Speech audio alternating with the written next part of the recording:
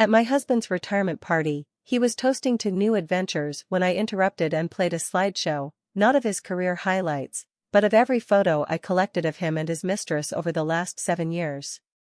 He dropped his glass. His bosses walked out. By Monday morning, his entire pension was frozen pending an investigation. My name's Rachel, I'm 59, and I live in Indianapolis. I married Darren when I was 22. He was older, 27, already working as a civil engineer at a decent firm in the city. We met at a mutual friend's party. I thought he was smart, serious, and had his life together. He made me feel safe. That was all I wanted back then. A safe life. A good husband. Kids. A home. I never wanted much more than that. We had 2 kids. I worked as a nurse, mostly nights, so I could be there during the day when they were young. Darren kept his head down and worked. He was loyal to his company. Never missed a day. Never complained. Never asked for much. He became a manager and then a senior project leader. They gave him more responsibility, and he liked that. He liked being the guy people could count on. For years, I thought we were happy. Not perfect, sure, but happy enough. We didn't fight often. He wasn't mean. We had routines. We had family dinners. He called when he was running late. He kissed me goodnight. He remembered our anniversary. He bought me flowers sometimes, just because. But he also lied. 4 years. I found out by accident. 7 years ago. I still remember it too clearly. We were getting ready for a trip to his company's lake cabin in Brown County. The whole family was going, our kids, their partners.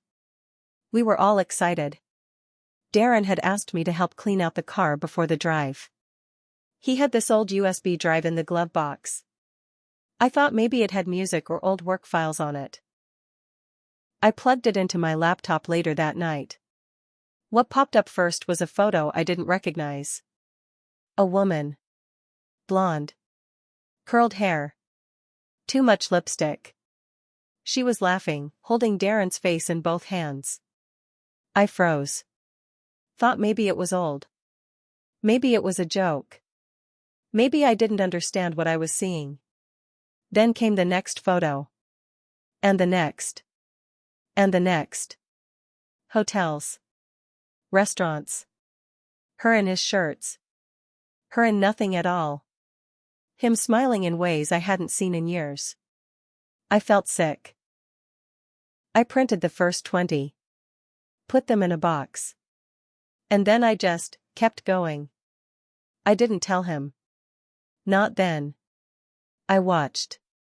I waited. I collected. Every time he said he had a business trip, I wrote down the date. I found receipts in his pockets. Hotel confirmations in his email. I tracked his GPS when I could. Once I even followed him myself, drove out to a steakhouse in Carmel and saw them walking out together, holding hands. I knew her name eventually. Denise. She worked in marketing. Married once. No kids. I never told her I knew. I wanted to. God, I wanted to scream in her face. But I waited. I waited 7 years. 2 years ago, Darren started talking about retiring. Said he wanted to buy a camper van. Drive around the country. See the Grand Canyon. Spend more time just us. I smiled. I nodded. I acted like I still believed him. He started planning his retirement party, and I offered to help. I made calls. Sent emails. Booked the Indiana State Museum for the venue. His company offered to split the cost. Everyone was excited to celebrate Darren's legacy. They used words like honest, dedicated, reliable. It made me sick to hear. He wanted a slideshow at the end of the night, photos of his work, conferences, office birthdays, team building crap. I told him I'd take care of it. He had no idea what I was really building. I gathered every single photo I had of him and Denise. Over 200 in total. I added timestamps, locations, dates. I scanned in receipts, screenshots, text messages. I even had a photo of a Valentine's Day card she wrote him one year. He'd thrown it away at home, not realizing I check the trash sometimes. I edited the slideshow myself. Clean and simple. No music. Just one photo after another. Each one telling the truth. The night of the party, the ballroom was full. 120 guests. Company execs. Family. Old coworkers. Everyone was drinking wine and eating roast beef and tiny shrimp cocktails. Darren was glowing. Laughing. Shaking hands. Hugging people he hadn't seen in years. He stood up at the end of the night. Clinked his glass. "Here's to new adventures," he said. "I can't wait to see what comes next." That's when I stood up beside him. I picked up the mic. "I have a toast too," I said. My voice was steady. I felt calm. Darren smiled at me like a fool. I turned to the AV guy and gave him a nod. The screen behind us lit up. First photo, Darren with Denise. Hotel room. She's wearing his button-down shirt. He's grinning like a teenager. Second photo, them on a beach in Florida. He told me he was at a work seminar that weekend. Third, Denise kissing him in a restaurant booth. His name tag from a company retreat still hanging from his neck. You could hear a pin drop. I turned back to the crowd. Held the mic tight. "For the last 7 years, my husband Darren has been cheating on me with this woman," I said, pointing at the screen. "He told me he was working. Traveling. Leading projects. But he was really spending company time, and sometimes company money, on Denise." Gasps. Forks dropping. Chairs scraping back. "And since many of those trips were paid for with work funds," I added, "I thought the company should know where their money went." Darren dropped his glass. It shattered. His boss Harold Green stood up without a word and walked out. 2 VPs followed. His assistant, Katie, I think, looked like she was about to cry. I walked off stage.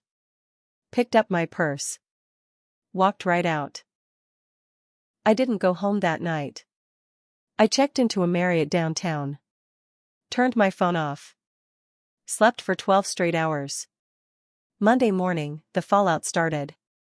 Company HR launched an investigation. The finance team found irregularities in Darren's expense reports. Turns out, some of those conferences didn't exist. The hotel charges? The flights? The meals? All logged under fake project codes. By Wednesday, his pension was frozen. He's been calling me nonstop. First to scream. Then to cry. Now he just leaves voicemails saying he's sorry. That he made a mistake. That he was lost. I don't care. The kids were shocked. My daughter cried. My son was furious, not at me, but at him. He deserved it, he said. You should have done it sooner. Maybe I should have. But I'm glad I did it the way I did. Now Darren's living in a motel near the airport. Denise left him. She hasn't returned a single call. He's alone. Broke. Disgraced. And me? I finally feel free. I wish I could say it ended there. That I walked away and never looked back. But revenge has a way of kicking up more than you expect. About a week after the party, I got a letter in the mail. It was from a lawyer, his lawyer. Darren had filed for divorce. Not unexpected. But what was unexpected was that he wanted spousal support. From me. I read the letter 3 times. Then I laughed so hard I had to sit down. He had lost his job, His pension was locked up in legal review, and apparently, he had decided I should now pay him monthly because I still had income potential. Never mind that I had worked part-time most of our marriage while he built his career. Never mind that I gave up overtime shifts and full-time hospital jobs to raise our kids and run the house. He cheated for 7 years, lied to me, humiliated me, and now he wanted a check? I called my lawyer the same day. Hired a tough woman named Gloria who'd handled a few messy divorces for other nurses I knew. She read over everything and told me, "We're going to bury him in paperwork." I liked her right away. The next twist came when Denise's husband, yes, husband, found me. His name is Mark. He showed up at my door one evening, holding a manila folder. Turns out Denise wasn't as single as Darren thought. She had filed for legal separation years ago but never followed through with the divorce. Mark had suspected something, and after my slideshow went viral, yep, it hit Facebook and spread like wildfire, he saw the photos and recognized his own wife. We sat at my kitchen table for 3 hours, going through his folder and mine. Turns out Darren and Denise were using both their spouses as financial cover. Mark and I agreed to share information. He ended up filing his own complaint with Darren's company. Turns out they'd paid for a joint retreat Darren and Denise went on, billed as a client development trip. The fallout just kept getting worse for Darren. I found out from my daughter, who still had a few old contacts in his office, that his pension wasn't just frozen. They were talking about revoking it entirely. Misuse of funds, falsifying expense reports, and even a possible civil suit. And the kicker? The company wanted to quietly settle to avoid bad press. But one of the execs, Harold, wasn't having it. He'd always liked me, he and his wife came to our Christmas parties for years. He told the board, if we let this go, we're telling every employee it's okay to lie and steal. They voted to press charges. Not criminal, but civil. Darren was facing 6 figures in fines. He moved out of the motel and into a friend's garage. The friend was some guy he once helped get a job years ago. He was too embarrassed to stay with his own brother. Word was spreading in their circle, guys who used to play golf with Darren stopped answering his calls. The house was still mine. Paid off years ago. Gloria made sure Darren couldn't touch it. Same with my retirement savings and the small inheritance I got from my parents. He tried, but the judge shut it down fast. What bothered me more than anything, though, was the letter our son got. Darren sent him an email blaming me. Said I'd ruined his life out of spite. Said he had never been able to be himself in our marriage and that I was cold. Our son showed me the message. He was shaking when he read it. "Is this who he really is?" he asked me. I didn't have an answer. I think I stopped knowing who Darren was a long time ago. Then the biggest twist of all came in a phone call from Gloria. She said, "We got a problem." Apparently, Darren was trying to countersue. Claimed I had defamed him and invaded his privacy by showing the photos at a public event.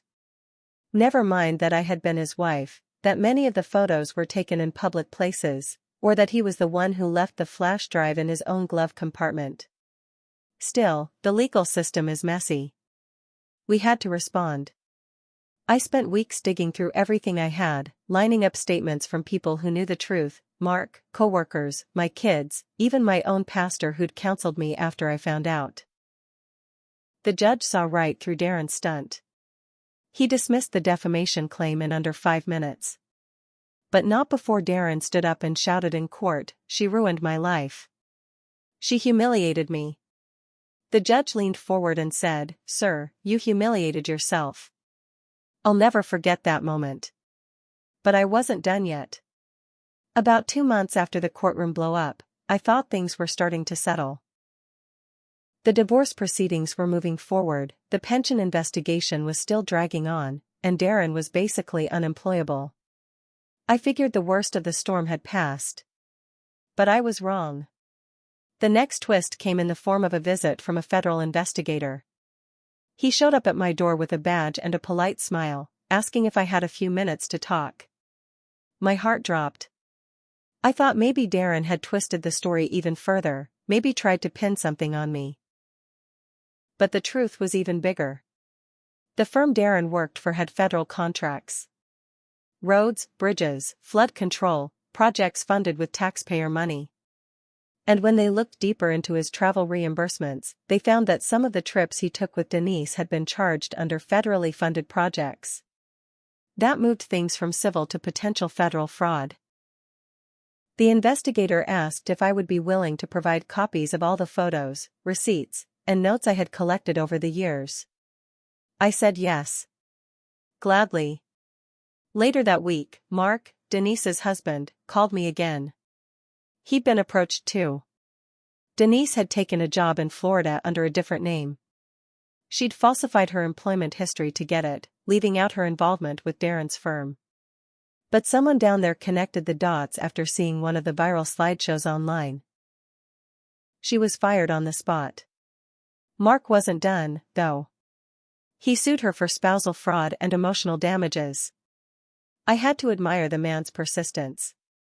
He'd been quiet and kind when we met, but now he had fire in his belly. Meanwhile, Darren was spiraling. He showed up at our daughter's house unannounced. She didn't let him in. She told me he looked like he hadn't slept in days, said he was ranting about conspiracies and that I'd turned everyone against him. She threatened to call the cops if he came back. That same week, I got a certified letter from the IRS. Apparently, some of Darren's company reimbursements hadn't been taxed properly. They wanted to audit our last 5 joint returns. Even though we were separated now, I was still tied to his mess on paper. I handed everything over to Gloria. She was furious. "He's going to drag you through every puddle he fell into," she said.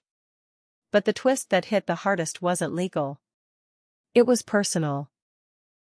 I got a call one morning from Darren's brother, Sean. We hadn't spoken in years, but I picked up. He sounded serious. "Rachel, you need to know something," he said. "Darren's been trying to sell the house." "Our house?" "He can't.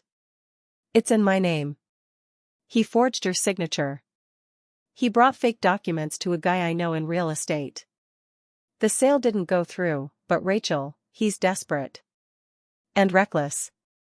I nearly dropped the phone. I drove straight to the county clerk's office and filed a motion to lock the title. Then I got a restraining order. Gloria said it was the right move. That it might finally scare him enough to back off. But I wasn't so sure anymore. Darren had always been cold, but now he was angry. And cornered. One night, around midnight, I saw headlights in my driveway. I watched from the upstairs window. It was his old Ford. He sat there for 10 minutes, engine running, before finally driving off. I didn't sleep at all that night. He was unraveling. And part of me was starting to worry, not just about him, but about what he might do next. I didn't tell the kids about the car in the driveway. I didn't want to scare them. But I bought cameras the next morning and installed them around the house. I kept the porch lights on all night. I even had a neighbor's son, a former Marine, stay over a few nights while I waited for the restraining order to be processed. The quiet didn't last. 2 weeks later, the final hearing for the divorce came.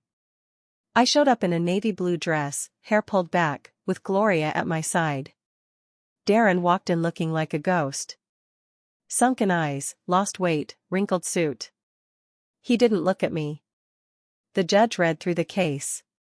He granted the divorce. No alimony. No claims on my house. The pension? Gone. The company revoked it entirely.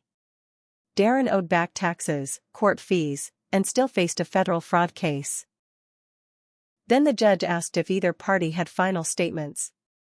Darren stood up. He looked at me, eyes red, voice shaking. "I lost everything because of her," he said. "She could have handled this privately. But she wanted to destroy me. Humiliate me. Make me nothing." I didn't say a word. Then the judge turned to me. "Do you have anything you'd like to say, ma'am?" I stood up. Took a deep breath. I stayed for our kids. I stayed because I thought marriage was supposed to be hard. But I didn't destroy him. He did that all by himself. I just turned the lights on. He didn't look at me again after that. The court was dismissed. I walked out with Gloria. I felt lighter. But the story wasn't over. A week after the hearing, the police came to my door. Darren had been arrested. He'd broken into his old office building. Security caught him trying to remove a company laptop from a locked cabinet. They think he was trying to wipe files, maybe trying to cover up more fraud. When the cops searched his car, they found a printed copy of our old deed, my photo circled in red, and a letter addressed to the truth. It scared the hell out of me. They kept him for 48 hours. Released him on bond, but the feds took over. He was indicted on multiple counts: wire fraud, misappropriation of federal funds, even obstruction. He's facing prison time. And here's the twist I didn't expect: I felt guilty. Not because I did something wrong. I didn't. But because part of me had spent years wanting to see him suffer. And now that he was circling the drain, I didn't feel satisfied. I felt tired. People told me I was brave. That I stood up for myself. That I took control. But what they didn't see was the years I lost. The quiet nights where I lay next to a man I didn't know anymore. The way I smiled at his coworkers while knowing he had lied to every one of them. The way I had to act like nothing was wrong just so I could gather one more piece of evidence. Revenge doesn't feel like fireworks. It feels like dust settling after an earthquake. But still, justice matters. Darren's trial is next spring. I won't go. I don't need to. I already watched him fall apart in real time. And now? I'm packing up the house. Selling it. I put a down payment on a cabin outside Asheville. Small, quiet, with a porch that faces the woods. My daughter's planning to visit with her husband. My son's flying in next month to help me move. I lost years.